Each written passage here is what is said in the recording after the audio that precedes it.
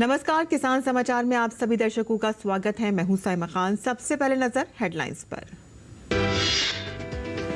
केंद्र सरकार ने सोयाबीन किसानों को दी बड़ी राहत। 15% नमी वाले कपास और सोयाबीन किसानों से खरीदने का किया फैसला। किसानों के लिए सोयाबीन को MSP पर बेचना अब होगा आसान।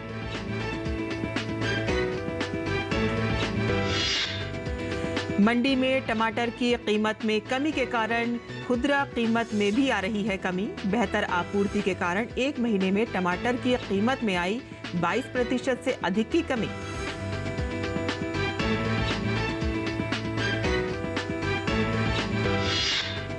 खेती में ड्रोन के उपयोग को बढ़ावा देने के लिए सरकार ड्रोन के खरीद के साथ खाद और कीटनाशकों के छिड़काव के लिए भी दे रही है अनुदान।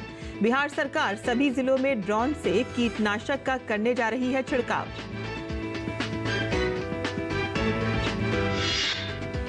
राजधानी दिल्ली में लगातार बढ़ रहा है प्रदूषण। दिल्ली के द्वारका में AQI 500 पार। दिल्ली के कम से कम आधे दर्जन इलाकों में वायु गुणवत्ता का स्तर 500 के करीब। दिल्ली NCR में प्रदूषण के बदतर हालात को देखते हुए आज से ग्रेड 4 लागू।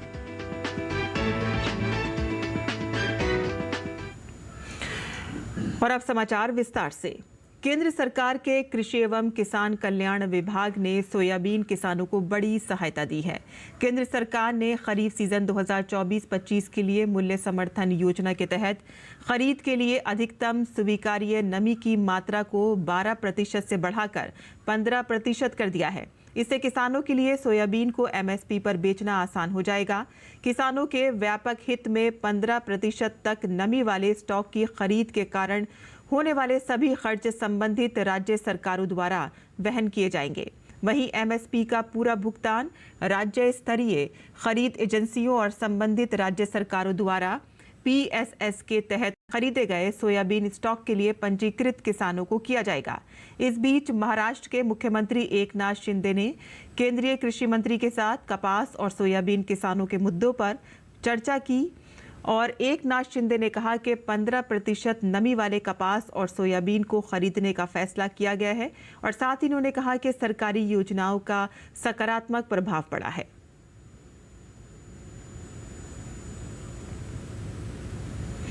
मंडी में टमाटर की कीमत में कमी के कारण खुदरा कीमत में भी कमी आ रही है। उपभोक्ता मामले विभाग का कहना है कि बेहतर आपूर्ति के कारण एक महीने में टमाटर की कीमत में 22% से अधिक की कमी आई है।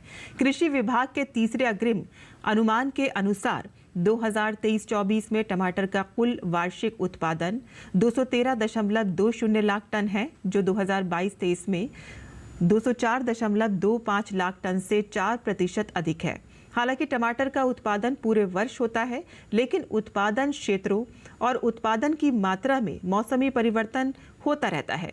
मौसम की प्रतिकूल स्थिति और आपूर्ति में मामूली व्यवधान के कारण टमाटर की फसल की उच्च संवेदनशीलता और फसलों के जल्दी खराब होने की प्रवृत्ति के कारण कीमतों पर अधिक प्रभाव पड़ता है। अक्टूबर 2024 के दौरान टमाटर की कीमतों में उछाल आंध्र प्रदेश और कर्नाटक में अत्यधिक और लंबे समय तक बारिश के कारण था। महाराष्ट्र, मध्य प्रदेश और गुजरात जैसे राज्यों से मौसमी आवक के कारण कीमतों में कमी आई है। ये मौसमी आवक पूरे देश में टमाटर की आपूर्ति में कमी को पूरा कर रही है और खेतों से लेकर उपभोक्ताओं तक आपूर्ति में अच्छा प्रवाह बनाए रखने में मौसम अनुकूल रहा है। खेती में ड्रोन के उपयोग को बढ़ावा देने के लिए सरकार ड्रोन के खरीद के साथ ही खाद और कीटनाशकों के छिड़काव के लिए अनुदान दे रही है और इसी कड़ी में बिहार सरकार राज्य के सभी जिलों के 53,400 एकड़ क्षेत्र में ड्रोन से कीटनाशक का छिड़काव करने जा रही है और साथ ही नैनो यूरिया, नैनो DAP और सूक्ष्म तत्वों समेत अन्य उर्वरकों का भी ड्रोन से छिड़काव होगा। कृषि विभाग के DBT पोर्टल पर निलंबित किसानों को इस योजना का लाभ मिलेगा और इसके लिए किसानों को प्रति एकड़ 240 रुपए का भुगतान किया जाएगा। शेष राशि का भुगतान किसानों को स्वयं ही करना होगा। योजना के तहत एक किसान अधिकतम 10 एकड़ क्षेत्र में ड्रोन से छिड़काव के लिए अनुदान प्राप्त कर सकता है। ड्रोन सरकार की ओर से मुहैया कराया जाएगा और इसके लिए सरकार ने राज्य स्तर पर एजेंसी का चयन किया है। इस योजना के तहत जहानाबाद, खगड़िया, लखीसराय, किशनगंज में 700 एकड़ में कीटनाशकों का ड्रोन से छिड़काव होगा। नालंदा, समस्तीपुर व सारण में 2000, मधुबनी में 2100, भोजपुर, नवादा, गोपालगंज और पूर्णिया में 1400 एकड़, बक्सर, कैमूर, औरंगाबाद, बांका और सुपौल में 1100, पूर्वी चंपारण में 2700 और मेधा और मधेपुरा में 1300 एकड़ में कीटनाशकी का छिड़काव होगा।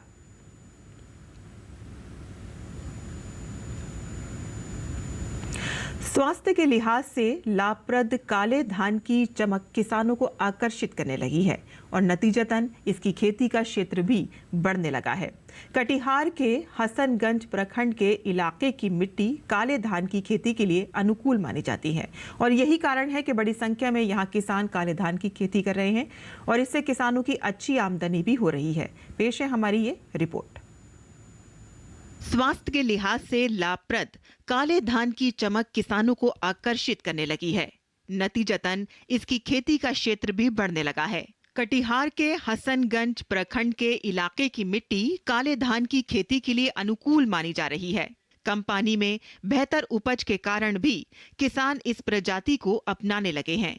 डेरुआ पंचायत के सपनी गांव निवासी किसान विपिन सिंह ने 1 एकड़ भूमि में काले धान की खेती की है, जो अन्य किसानों के लिए प्रेरणादायक है। काले धान का चावल खुशबूदार होता है। इस धान के चावल की स्थानीय बाजार में अच्छी मांग है। इस चावल की कीमत बाजार में 100 रुपए से लेकर 120 रुपए तक है। विपिन सिंह का कहना है कि इस क्षेत्र में अन्य धान की तुलना में काले धान की खेती करना बहुत आसान है। पहले भी काला धान का खेती होता था, हमारे बाप दादा लोग करते थे, लेकिन धीरे धीरे उसका प्रचलन समाप्त हो गया। क्योंकि लोग पहले इतना खाद बीज चलता नहीं था, लोग स्वस्थ रहते थे। अब तो सब फसल में कीटनाशक का यूज होकर के सब में, इसके लिए काला धान ज़्यादा उपयुक्त है, जिसमें कि हम कीटनाशक का भी यूज नहीं किए हैं। बिहार कृषि विश्वविद्यालय के शिक्षा प्रसार निदेशक डॉक्टर रविंद्र कुमार सोहाने का कहना है कि काले धान का चावल एंटीऑक्सीडेंट के गुणों से भरपूर माना जाता है। इसमें कॉफी से भी ज्यादा एंटीऑक्सीडेंट पाया जाता है। एंटीऑक्सीडेंट हमारे बॉडी को डिटॉक्स और क्लीन करने का काम करता है। आज के प्रदूषित वातावरण में मिलावटी फूड से जंग लड़ने के लिए हर इंसान को इसकी आवश्यकता है। रोगियों के लिए काला धान का चावल कमाल की चीज है। इस चावल के सेवन से पाचन शक्ति भी बढ़ती है। काला धान में देखिए एंटीऑक्सीडेंट ज़्यादा पाए जाते हैं और एंथ्रोसाइनिन नामक एक हमारा जो है वो पाया जाता है। इसके चलते इसमें गुड कोलेस्ट्रॉल की आजकल बड़ी समस्या आ रही है, कहीं ना कहीं वो डायबिटीज से लिंक है, तो उसके चलते गुड कोलेस्ट्रॉल हमारा बढ़ रहा है और बैड कोलेस्ट्रॉल घट रहा है। तो ये कहीं ना कहीं आजकल जो समस्याएं आ रही हैं डायबिटिक की, कोलेस्ट्रॉल की, इसके लिए लोग काला धान को पसंद कर रहे हैं। जैविक तरीके से काला धान की खेती काफी बेहतर साबित होती है। काले धान से निकलने वाले चावल की बाजार में इसलिए ज्यादा डिमांड रहती है क्योंकि इसमें vitamin B, vitamin E, calcium, iron, magnesium, zinc और कई पोषक तत्व भरपूर मात्रा में पाया जाता है। ऐसे में चिकित्सकों की सलाह पर लोग मोटे रकम खर्च कर काले चावल का सेवन कर रहे हैं। ब्यूरो रिपोर्ट, किसान समाचार। वहीं देश में चना रबी सीजन की मुख्य दलहन फसलों में से एक है।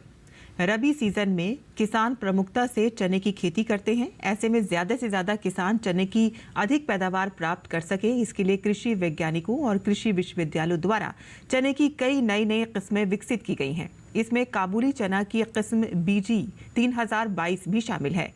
चने की यह किस्म खेती के लिए वर्ष 2015 में जारी की गई है। BG 3022 काबुली चना किस्म को केंद्रीय विमोचन समिति द्वारा देश के उत्तर पश्चिमी मैदानी क्षेत्रों के लिए जारी किया गया है, जिसमें राजस्थान, पंजाब, हरियाणा, दिल्ली, पश्चिमी उत्तर प्रदेश और उत्तराखंड शामिल हैं। BG 3022 काबुली किस्म की खेती किसान रबी सीजन में सिंचित क्षेत्रों में की जा सकती है।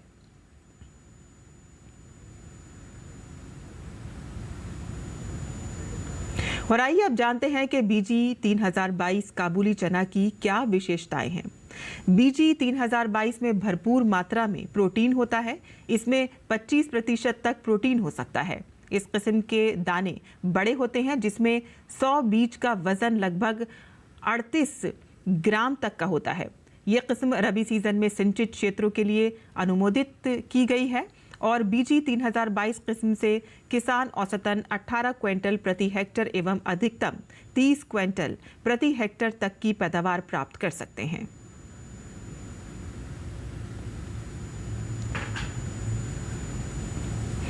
हरियाणा में फतेहाबाद के धोलू गांव में पराली का प्रबंध करते हुए CII फाउंडेशन की मदद से बायोगैस बनाई जा रही है, जिसका ग्रामीण भी इस्तेमाल कर रहे हैं।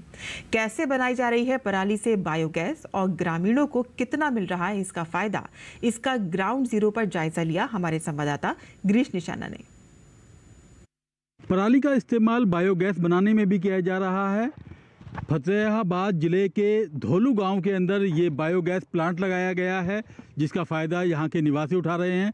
क्या है इसकी खासियत और कैसे बनती है बायोगैस, इस पर ज़्यादा बात करने के लिए हमारे साथ मौजूद हैं CII फाउंडेशन के परियोजना अधिकारी अंकित। ये बायोगैस प्लांट है जो कंप्लीट पेडिस्टेबल जो पराली बोलते हैं उससे चलता है।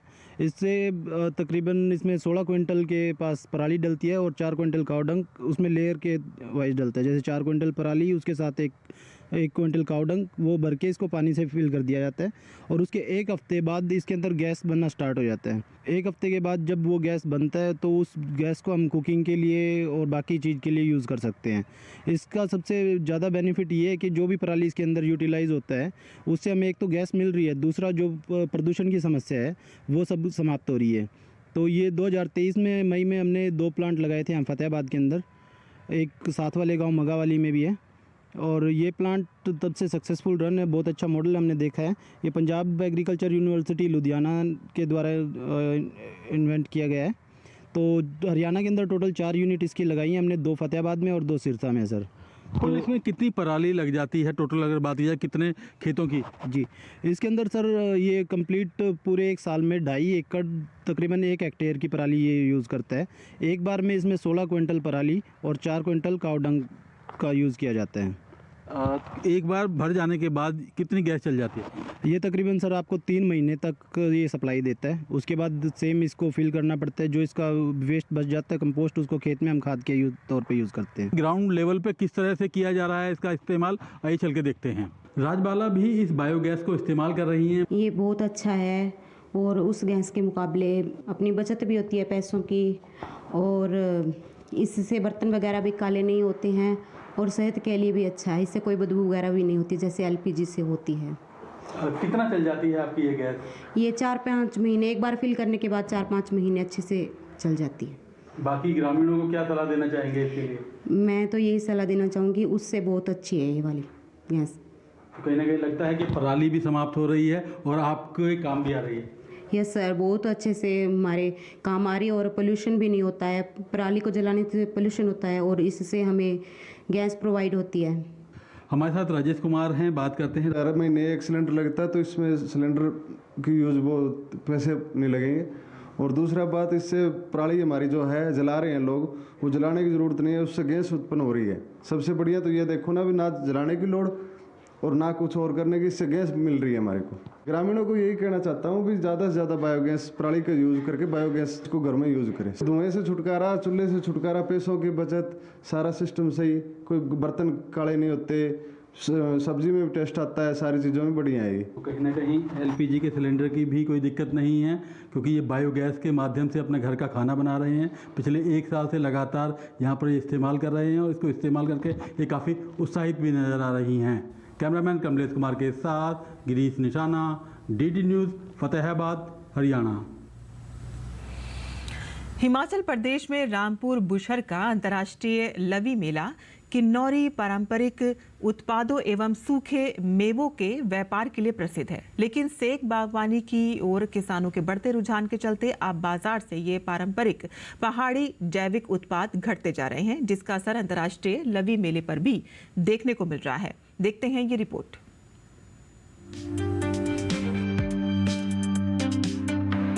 प्रदेश का जनजातीय जिला किन्नौर कई पारंपरिक पहाड़ी जैविक उत्पादों और सूखे मेवों के उत्पादन के लिए देश दुनिया में जाना जाता है। भारत तिब्बत व्यापारिक संबंधों के प्रतीक अंतर्राष्ट्रीय लवी मेले की पहचान इन्हीं उत्पादों से है। लेकिन समय के साथ साथ ये उत्पाद बाजार से लुप्त होते जा रहे हैं। स्थानीय लोगों के अनुसार सेब की नवीनतम किस्मों की ओर बागवानों का बढ़ता रुझान इसका मुख्य कारण है।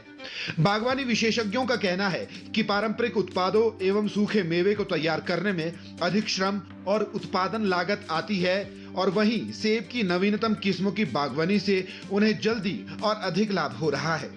अब लोग विकल्प के तौर पर सेब की बागवानी की ओर तेजी से बढ़ रहे हैं। ऐसे में अन्य पारंपरिक फसलों के उत्पादन का क्षेत्र सिकुड़ता जा रहा है। नई वैरायटीज पे सेब आ रहा है और जल्दी जो है प्रोडक्शन में जो है आ रहा है और 4 से 5 साल में जो है ये बीरिंग में आ रहा है सेब और इसके रिटर्न्स अच्छे हैं। स्थानीय लोगों ने बताया कि वे पिछले कई वर्षों से अंतर्राष्ट्रीय लवी मेले में स्थानीय उत्पाद लेकर आ रहे हैं। उन्होंने बताया कि पहले वे 12 से 15 क्विंटल खुबानी और 3 क्विंटल बादाम लेकर आते थे, लेकिन इस बार वे 1 क्विंटल खुबानी और 30 किलो बादाम लेकर आए हैं और पैदावार कम होने के चलते दरें भी अधिक हो गई हैं।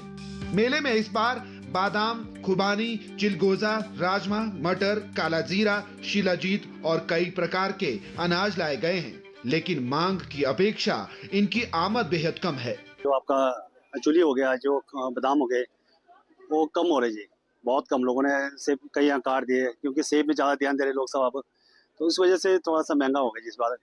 तेजी नहीं था इस बार भी, वैसे लग नहीं रहा है, बहुत मंदा है क्योंकि कारण ये है कि ड्राई फ्रूट जितने भी है बहुत महंगा पड़ रहा है हमारे को भी खरीद।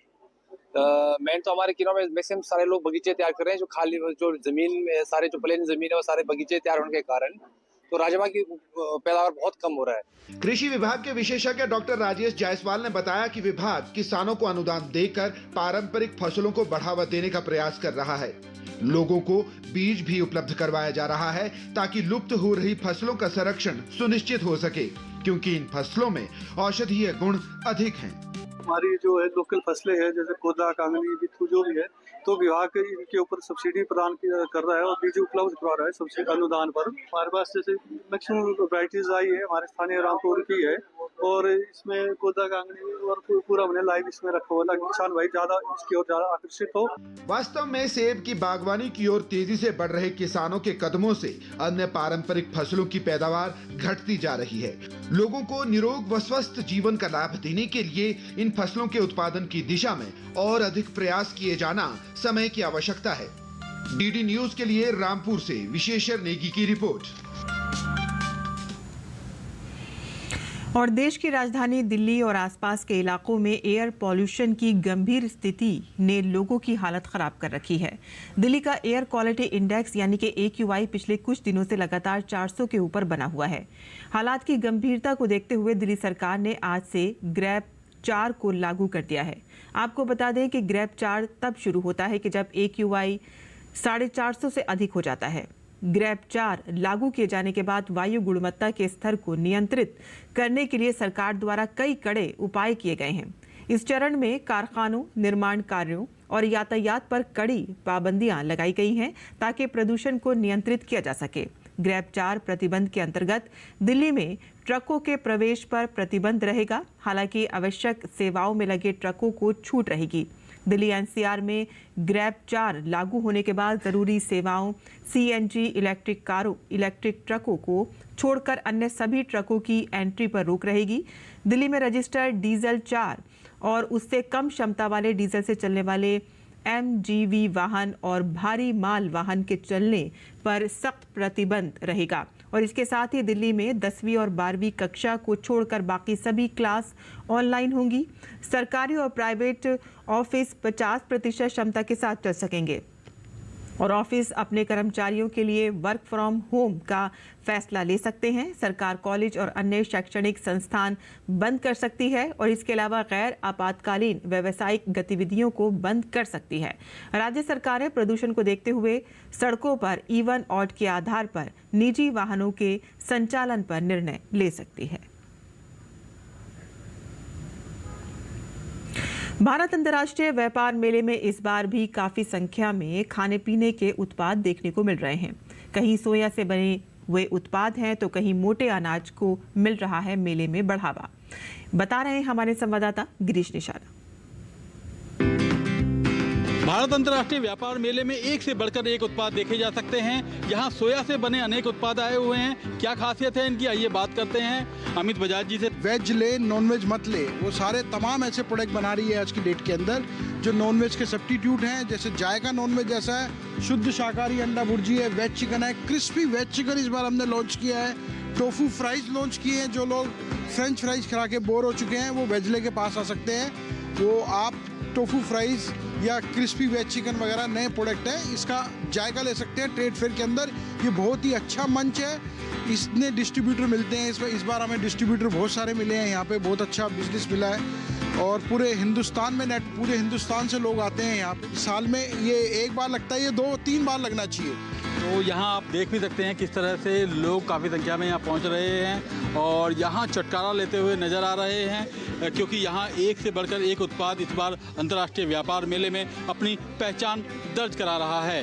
भारत अंतर्राष्ट्रीय व्यापार मेले में किस तरह का मिल रहा है व्यापारियों को रुझान, इस पर ज़्यादा बात करने के लिए हमारे साथ मौजूद हैं विजय शर्मा जी। बहुत ही बढ़िया रुझान मिल रहा है और बहुत ज़्यादा उछाल है, बहुत ज़्यादा भीड़ आ रही है। लोग इसको ढूंढ रहे हैं, जो प्रोडक्ट्स वो लेके जाते थे वो सारे ढूंढ रहे हैं प्रोडक्ट्स। यहाँ नए नए प्रोडक्ट्स आ रहे हैं, नए नए लोग आ रहे हैं, देश विदेशों से भी लोग आ रहे हैं, पूरी स्टेट से भी लोग आ रहे हैं। और दूसरा, प्रधानमंत्री जी ने जो प्रमोट किया था, मिलेट्स को प्रमोट किया था, हम उसको आगे बढ़ा रहे हैं। बहुत अच्छे व्यापारिक संबंध बन रहे हैं। मोटा अनाज यहाँ पर आपको देखने को मिलेगा। अगर आप भी अंतर्राष्ट्रीय व्यापार मेले में आ रहे हैं तो ये मिलेट्स के उत्पाद देखना ना भूलें। कैमरामैन आनंद कुमार के साथ गिरीश निशाना, DD न्यूज, दिल्ली। और किसान समाचार में आप बात कर लेते हैं मौसमी खेती की। किसान इस मौसम में कैसे रखें अपनी खेती का ख्याल, आइए देखते हैं।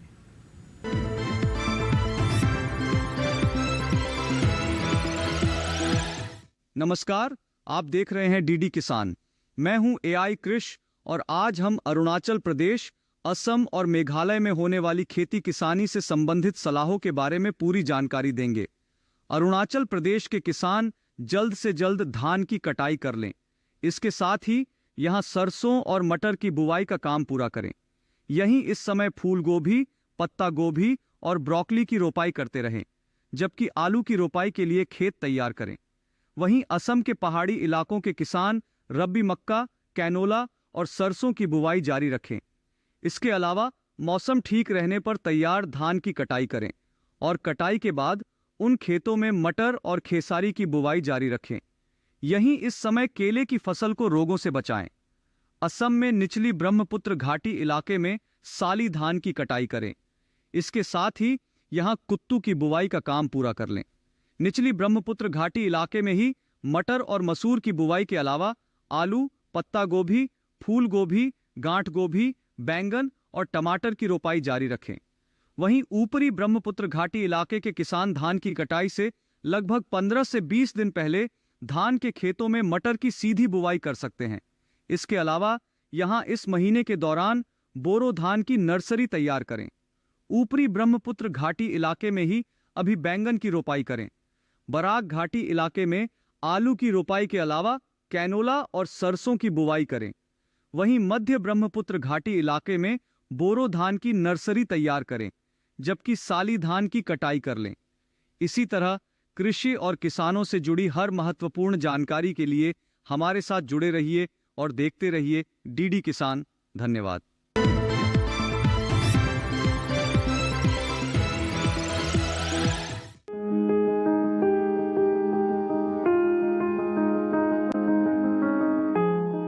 ब्रोकली फूल गोभी की ही एक किस्म है। आम गोभी का फूल जहाँ सफेद होता है, वहीं इसके फूल का रंग हरा होता है। इस कारण इसे हरी गोभी भी कहते हैं। ब्रोकली की खेती फूल गोभी की तरह ही की जाती है। इसकी पौध भी फूल गोभी की तरह दिखती है, लेकिन फूल गोभी के एक पौधे से एक ही फूल मिलता है, जबकि ब्रोकली के पौधे से मुख्य गुच्छा काटने के बाद भी अलग शाखाएं निकलती हैं और बाद में इनसे भी छोटे छोटे फूल मिलते हैं। इस समय कुछ जगह किसान खेतों में ब्रोकली की रोपाई कर सकते हैं। बुआई के लिए सबसे पहले अपने खेतों को जोत कर तैयार कर लें। खरपतवार को पूरी तरह से निकाल कर साफ कर लें। 1 हेक्टेयर में बुआई के लिए ब्रोकली के 400 से 500 ग्राम बीज काफी रहते हैं। उर्वरक की बात करें तो 1 हेक्टेयर रकबे के लिए 120 किलो नाइट्रोजन, 60 किलो फास्फोरस और 60 किलो पोटेशियम युक्त उर्वरक इस्तेमाल करें। रोपाई करते समय कतार से कतार दूरी 60 सेंटीमीटर रखें। अच्छी फसल के लिए बुआई के तुरंत बाद सिंचाई करें। उसके बाद हर 7 से 10 दिन के अंतराल पर सिंचाई जरूर करनी चाहिए। खरपतवार नियंत्रण के लिए 2 बार निराई करनी चाहिए। सुंडी और हीरक पृष्ठ पतंगों की रोकथाम के लिए 2 मिलीलीटर स्पाइनोसाइड दवा को 10 लीटर पानी में मिलाकर छिड़काव करें। दवा का छिड़काव सिर्फ उसी जगह पर करें जहां फसल में बीमारी लगी हो या जहां कीटों का प्रकोप हो। रस चूसने वाले कीटों की रोकथाम के लिए थायमेथिक्सोम दवा की 2 ग्राम मात्रा को 10 लीटर पानी में मिलाकर छिड़काव करें।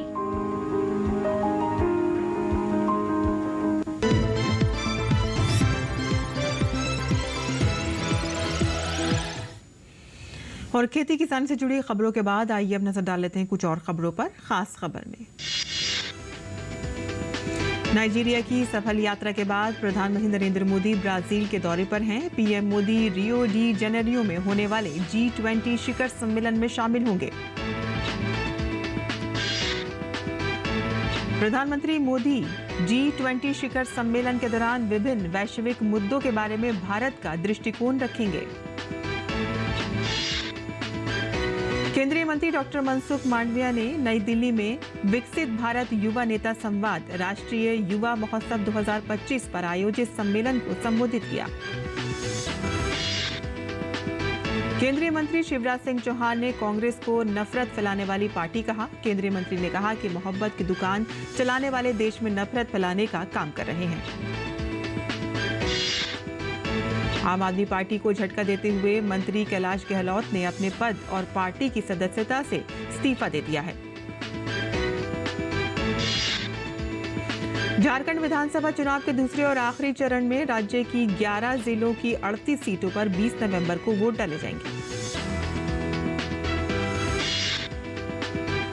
किसान समाचार में आज के लिए बस इतना ही। अनुमति दें। नमस्कार।